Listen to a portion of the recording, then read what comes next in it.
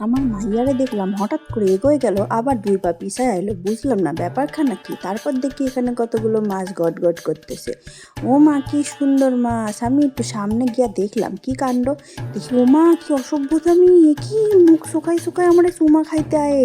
হায় হায়, কি কি অসভ্য মাছ এগুলা! আমারে নাকি চুমা খাইতে আয়, আবার সিটিও বাজায়। দেখুন কেমন গাল ফুলাই ফুলাই! কি কব, মাছে খুব ক্যারেক্টারলেস হয়ে গেছে গা।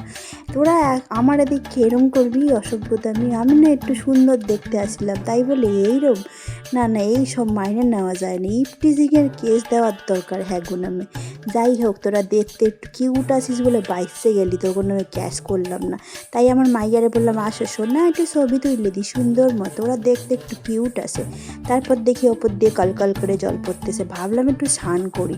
তারপর ভয় লেগে গেল, না বাবা, এখানে স্নান করতে যাবো ওপর দিয়ে, তারপর লম্বা দড়ির মতো কিছু আইসে যদি ঘাড়ে ঝরলে। তারপর এইদিকে আইসে দেখি লজ্জার চোটে এইসব কাকিমা জেঠিমারা সব জলের তলায় ডুবে গেছে, মানে জলে ডুবে মরা যাকে বলে। তারপরে আমার ছোটোবেলার থেকে একটা প্রশ্ন ছিল যে এই যে আকাশ থেকে যেসব তারারা খসে পড়ে, তারা যায় কোথায়? আজকে এত বড় হওয়ার পরে বুঝলাম যে সেই খসে যাওয়া তারাগুলো এইখানে আইসে এইরকম মাটির মধ্যে পড়ে থাকে। তাই ভাবি, তারা তো খসে কিন্তু যায় ডাকতে।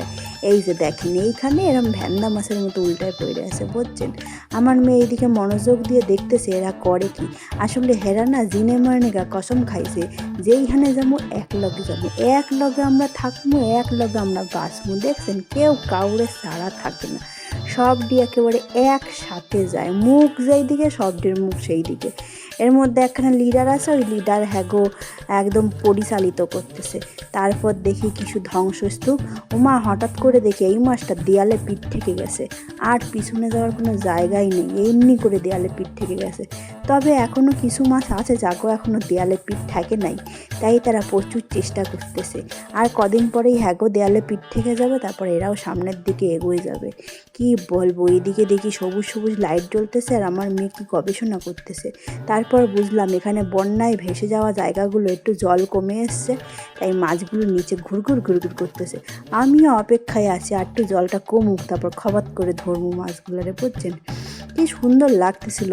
গাছগুলো কি আসলে আসল নাকি নকল, আমার মনে যে কত প্রশ্ন আসে। তারপর দেখি এই মাছটারে, উমা, এর আবার কেমন দেখতে, কার ক্রসবিট কে জানে।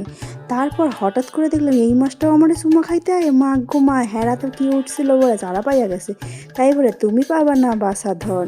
তারপর দেখি নিচে একটা জ্যাবরা কাটিংয়ের মাছ আবার আইসে। দেখছেন কি অসভ্যতা! আমি যাবাক এখান দিয়ে। যাই হোক, তারপরে এই জ্যাবরা কাটিংয়ের মাছটা কেমন মরার মতো পড়ে রয়েছে দেখলাম। এরপরে চোখ গেল এই মাছটারে কিছু ওই মানুষের মতো একেবারে বোঝনই যায় না যে তারা তলে তলে করতে শয়তান, এমনি গুটগুট করে বইটা এগোইতেছে, কিন্তু বোঝার উপায় নেই। যাই হোক, এইসব কীর্তিকলাপ আর রঙ্গ তামাশা দেখতে দেখতে ভিডিওটা এই এনেই শেষ করি। Tata, bye bye, love you all guys.